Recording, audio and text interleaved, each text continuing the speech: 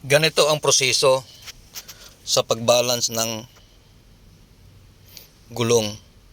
Itong gulong na to ay gulong ng Toyota Land Cruiser. Ang size niya ay 265 70 17. Binabalance to ng kasama ko. Tinatanggal yung tingga para dumikit ng maigi. Nilinis niya ng todo dahil yung pinagtanggalan ng tingga niya ay yung pandikit niya ay nakadikit sa rim. Hindi naman po pwede na ilagay natin yung tingga na habang andun yung dating pandikit. Kung minsan ang mga customer ay nagrereklamo na hindi magandang pagkagawa, kaya iniiwasan ng kasama ko na maireklamo siya, kaya nilinis niya ng todo. Pero ito yung mga gulong namin. Itong isa tapos na yan nabalance. Ito yung pinapalitan namin na Land Cruiser Toyota.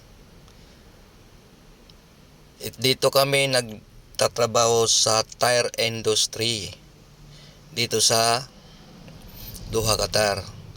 Binabalance niya. Titingnan natin ang reading kung mag 0-0 na ba siya.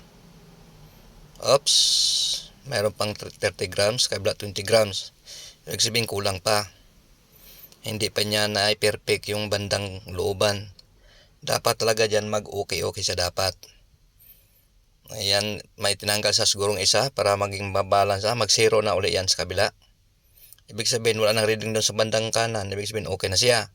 Dito na lang siya mag-balance uli sa bandang kaliwa.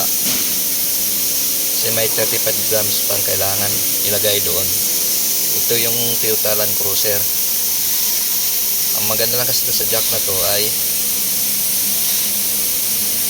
hindi mahirap siya i-sit para iangat. Tanggal lahat ng gulong yan. Pero dapat kung mag-jack ka ng ganito ay dapat sa proper position siya.